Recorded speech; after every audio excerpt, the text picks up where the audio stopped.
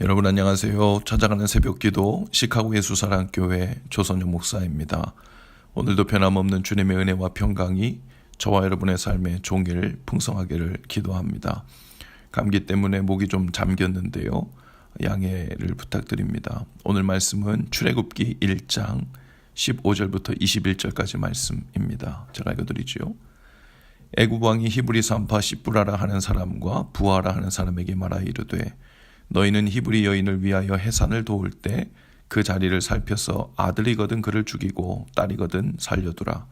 그러나 산파들이 하나님을 두려워하여 애굽 왕의 명령을 어기고 남자 아기들을 살린지라. 애굽 왕이 산파를 불러 그들에게 이르되 너희가 어찌하여 이같이 남자 아기들을 살렸느냐.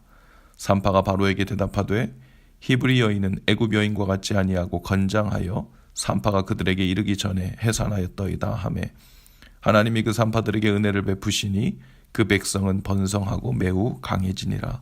그 산파들은 하나님을 경외하였으므로 하나님이 그들의 집안을 흥왕하게 하신지라. 아멘. 바로가 이스라엘을 핍박해도 이스라엘은 점점 번성하고 강해졌습니다. 위협을 느낀 바로는 더욱 강하게 나왔죠. 긴급 조치를 발표합니다. 이스라엘 자손에게 더욱 어려운 일을 시킨 것이죠. 그들에게 흙 이기기와 벽돌 굽기 여러 가지 농사일들을 시켰죠. 여러 학자들은 이스라엘 백성들이 이때 이집트에 존재하는 피라밋을 건설했을 것이라는 소견을 내놓습니다. 그 엄청난 크기의 돌을 나르고 자르고 쌓는 그 중노동을 도대체 왜 했을까 하는 의문이 잘 들어맞는 대목이기도 합니다. 날마다 중노동을 시켜 피로하게 만들어 민족의 번성을 줄이고 막고자 했지만 그래도 이스라엘 민족은 더 번성에만 갔죠. 왜냐하면 하나님께서는 지금 애굽에 거하는 동안 이스라엘 민족을 번성케 하시겠다는 그 뜻을 이루고 계신 중이죠. 애굽 왕 바로는 더 나아가 히브리 산파들에게 비밀 살인 지령을 내립니다. 바로는 산파들에게 딸이면 살리고 아들은 죽이라고 명령했죠. 강제 노동으로 인구를 억제할 수 없자 이제는 살인을 통해서 이스라엘 민족의 인구를 억제하고자 한 것입니다. 그러나 산파들은 그런 절망적인 상황 속에서도 믿음의 사람들을 되기로 선택했죠. 산파들은 지금으로 말하면 조산원이나 산부인과 의사들 정도 역할이라고 할 수 있는데 그들은 눈에 보이는 바로보다 보이지 않는 하나님을 더 두려워했습니다. 그래서 바로의 명령을 어기고 아기들을 살렸죠. 그리고 바로에게는 적당히 둘러댑니다.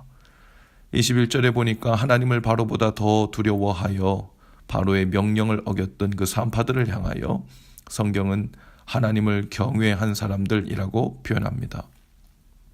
하나님을 경외한다는 것은 영향력 있는 그 어떤 사람이나 상황보다도 하나님의 약속과 손길을 더 두려워한다는 뜻이죠.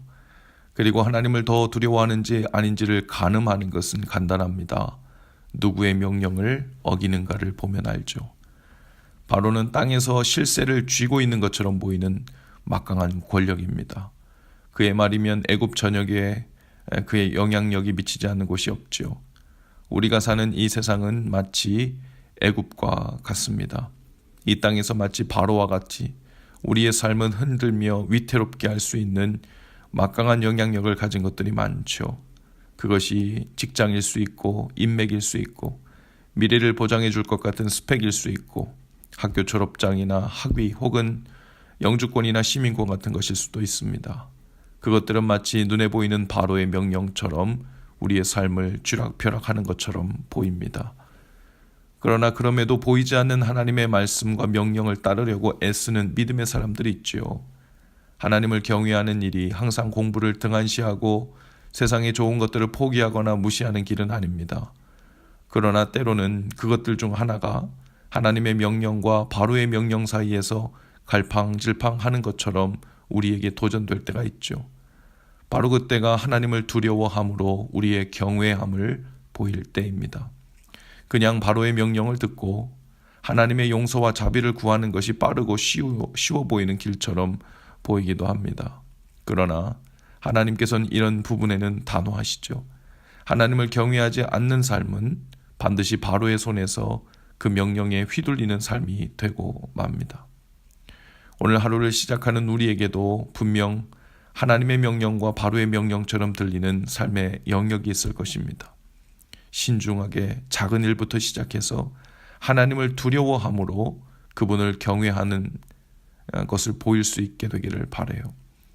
이사야 11장 3절에 보니까 그가 여호와를 경외함으로 즐거움을 삼을 것이라고 했습니다. 하나님을 경외하는 것은 짐이나 부담만이 아닙니다. 그분을 온전히 경외하며 산다는 것은 그 나머지 삶의 모든 부담과 매임과 불안의 짐들로부터 자유하게 된다는 의미이기도 하죠. 경외하는 하나님의 손길을 신뢰하며 살기 때문입니다. 오늘도 하나님을 경외하는 즐거움으로 우리의 삶이 풍성하게 될 수 있기를 주님의 이름으로 축복합니다. 기도합시다. 주님, 오늘도 주님을 경외하는 즐거움으로 살게 하옵소서. 오직 주님 한 분을 경외함으로 나머지 모든 삶이 매여 있는 이 땅에 바로의 명령으로부터 자유케 되는 은혜를 주옵소서. 예수님 이름으로 기도합니다. 아멘. 여러분, 오늘도 예수 사랑으로 화이팅입니다. 내일 아침에 다시 찾아뵙지요.